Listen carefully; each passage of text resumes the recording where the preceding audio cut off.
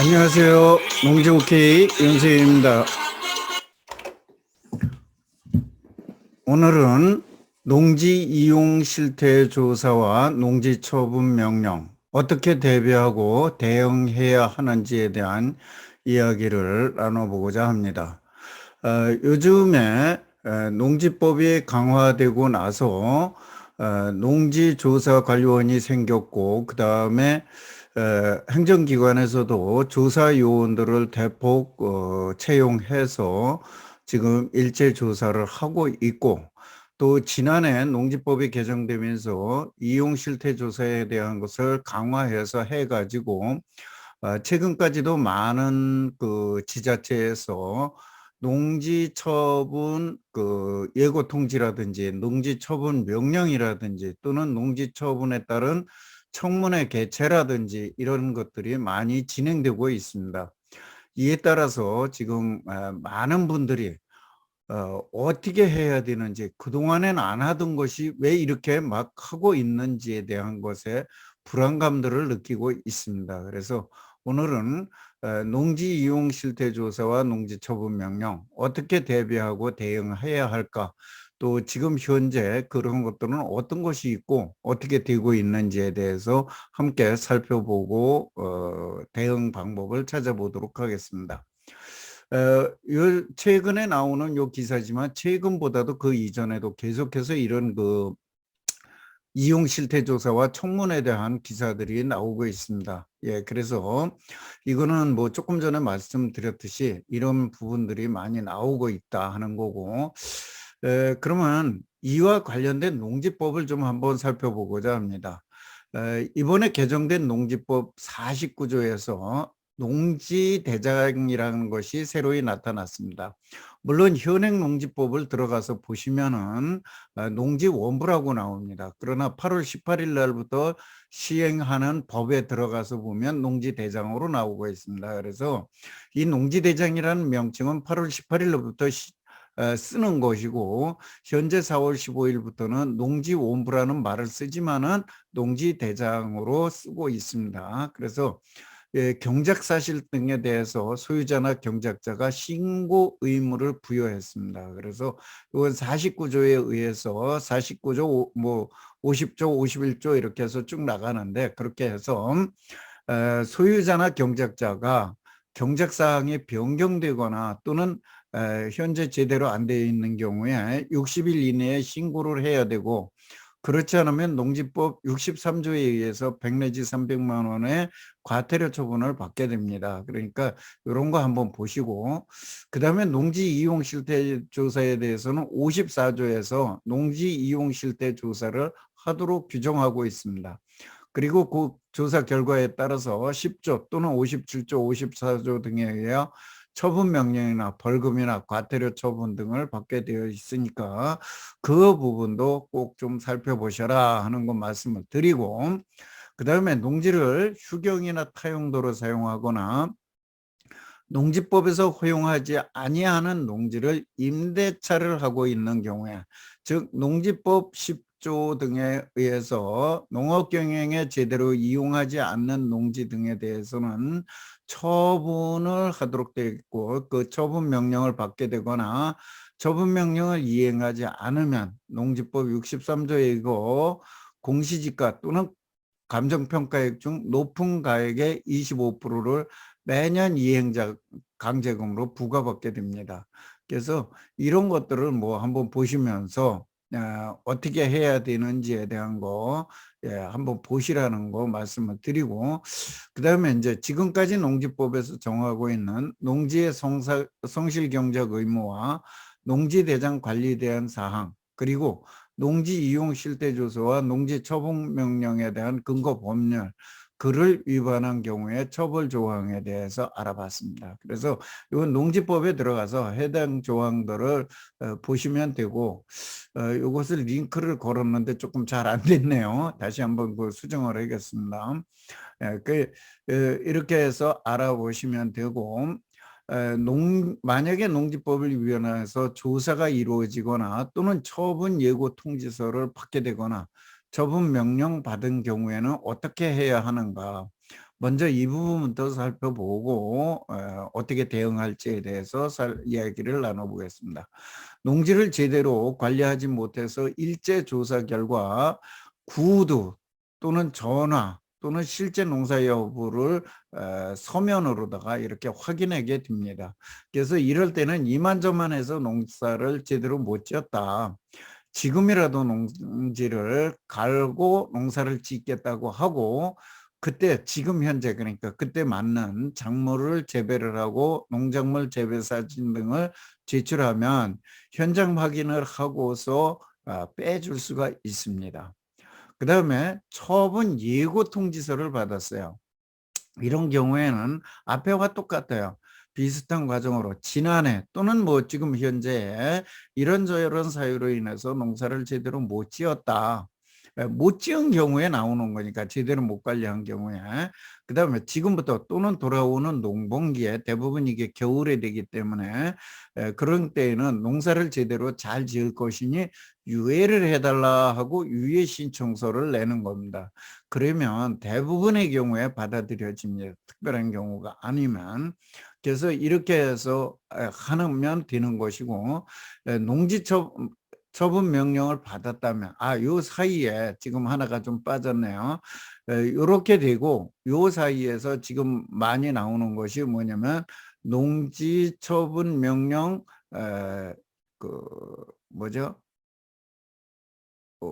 청문회가 이루어집니다.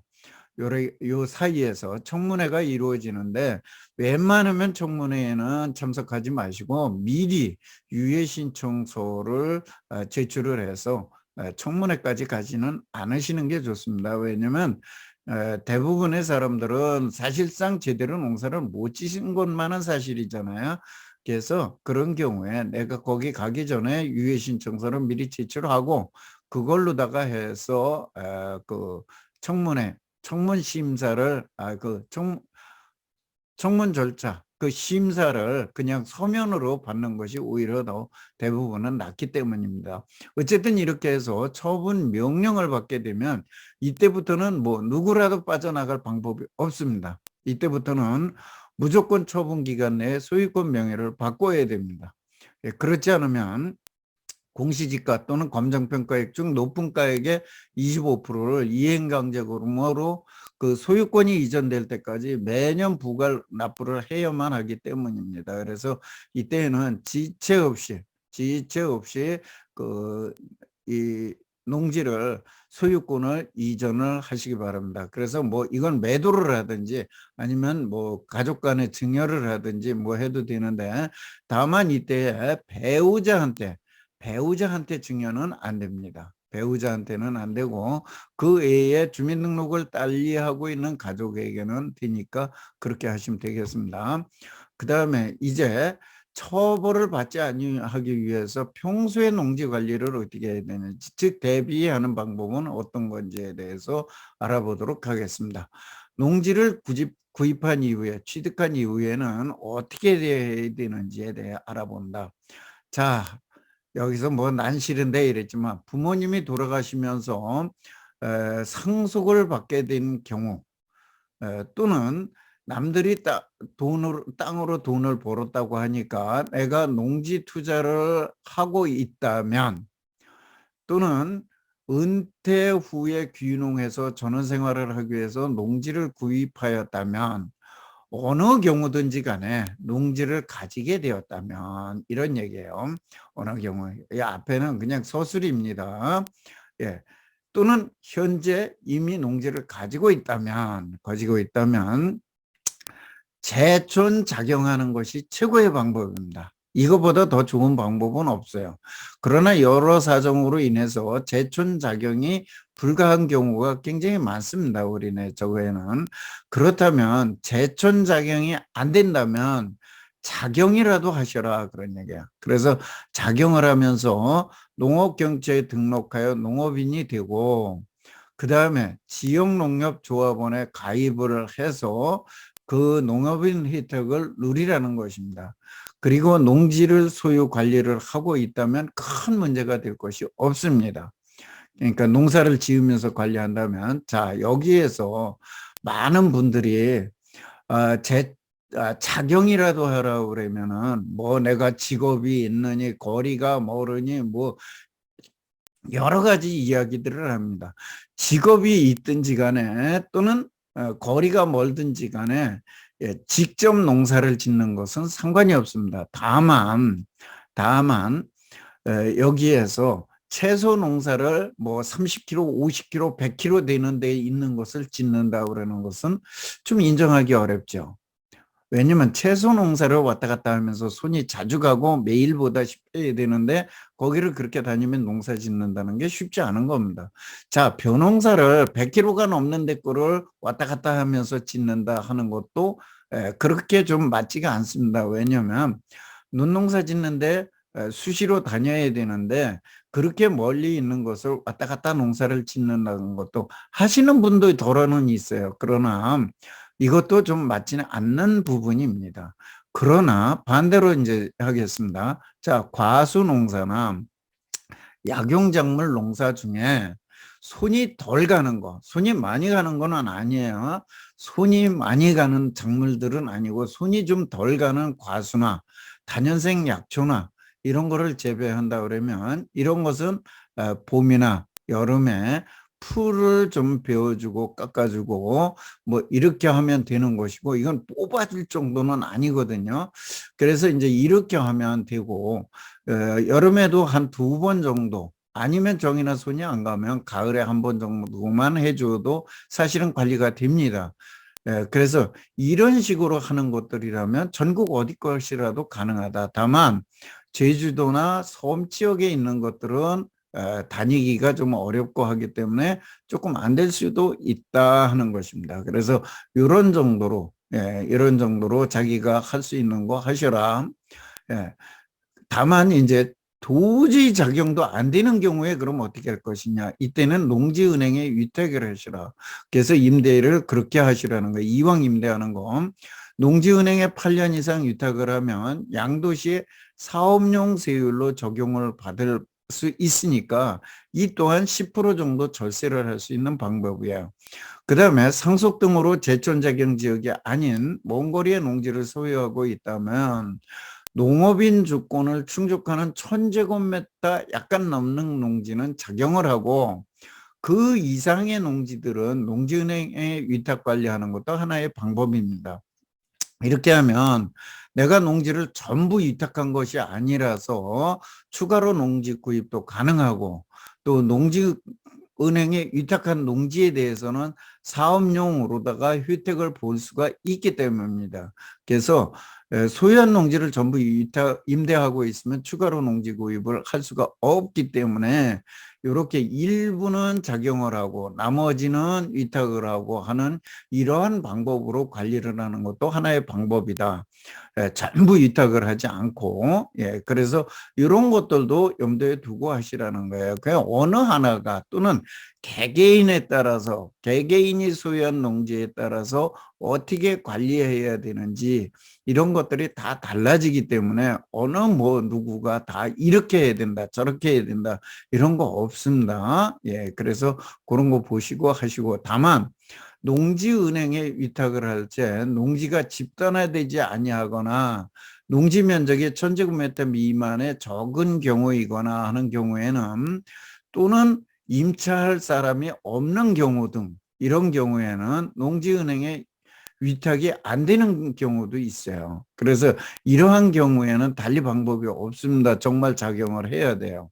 그래서 이런 경우에 어려움이 있으니까 이런 부분도 좀 생각을 하면서 농지은행에 위탁 관리를 하거나 내가 작용을 하거나 이런 농지를 관리하는 방법은 여러 가지로 생각을 해 보셔야 돼요. 여기서는 뭐 간단하게 예시 몇 가지만 들었지만은 실제 우리가 현실에서는 수십 가지로 이게 갈릴 수가 있습니다. 그래서 내가 농지 투자를 하고 농지를 보유 관리하는 데 있어서 어떻게 하는 것이 최선의 방법인지 또 추가적으로 농지를 투자하기 위해서는 내가 어떻게 해야 되는지까지도 염두에 두고 또 내가 매도를 하거나 상속을 하거나 증여를 하거나 할 때 절세하는 할 수 있는 방법들은 어떤 것이 있는지에 대해서도 염두에 두고 그리고 나서 이런 그 농지 관리를 해야만 한다는 것입니다.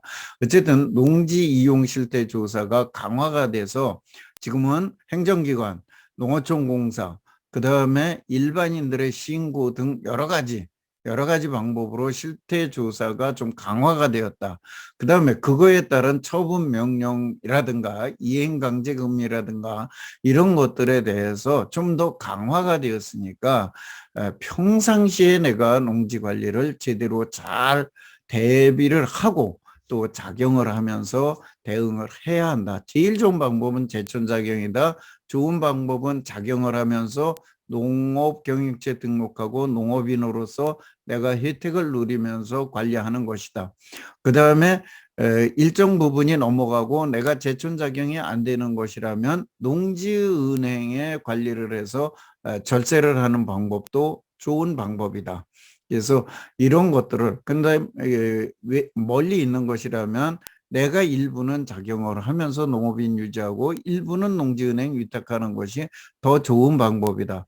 요약을 하자면 이렇게 이제 나오는 거예요. 다만 각자의 사정에 따라 다 틀리다고 얘기를 했고, 그다음에 농사 짓는 방법에 대해서도 저 멀리 있는 걸 채소 짓는다, 벼를 재배한다, 예, 이거는 인정받기가 어려우니까 이러한 경우에는 손이 덜 가는 과수라든지 다년생 약용작물이라든지 이런 것을 심어서 관리를 하시는 것도 하나의 방법이다. 제가 관상수나 조경수를 심는 것은 어떠냐고 많은 분들이 말씀을 하십니다. 관상수나 조경수는 묘목으로 재배를 할 때는 농업이 되고 재배가 됩니다. 예, 그리고 농사로 봅니다. 그러나 한 10년 정도, 5년 정도 넘어가서 묘목의 상태를 벗어난 상태라고 그러면 이때부터는 농사를 짓는 것이 아니고 판매용으로 넘어가는 것입니다. 그래서 조경수나 관상수는 될 수 있으면 일반인들이 이게 판로 개척도 문제가 있고 판로도 제대로 어렵고 또 그걸 상품화 하는데도 어려워서 그건 하지 마시라고 앞서 유튜브에서 말씀을 드렸었으니까 이 부분도 한번 챙겨보세요. 챙겨보시면서 어떤 작물을 심어야 되느냐. 예, 가장 쉬운 것은 손이 안 가는 과수 또 다년생 약용작물 이 정도가 가장 손쉽게 재배를 하실 수 있으니까 그렇게 하시면서 작용을 일부 하고 일부는 농지은행 위탁하고 관리를 하시면서 이런 실태조사나 처분 명령에 대비를 미리미리 하셔라. 앞으로 당분간은 이것에 대한 단속도 강화가 될 것이고 처분도 좀 강화가 될 것이니까 이에 대비해서 대응을 좀 잘 하시기를 바라겠습니다. 예, 오늘도 지금 농지 투자를 하시는 모든 분들이 이런 어떤 불이익이나 좋지 않은 일로 인해서 투자에 대한 좌절을 겪지 않으시고 투자로 성공할 수 있는 방법에 대해서 좀 더 많은 정보를 제공할 수 있도록 앞으로도 노력해 가겠습니다. 여러분의 성공 투자를 기원합니다. 감사합니다.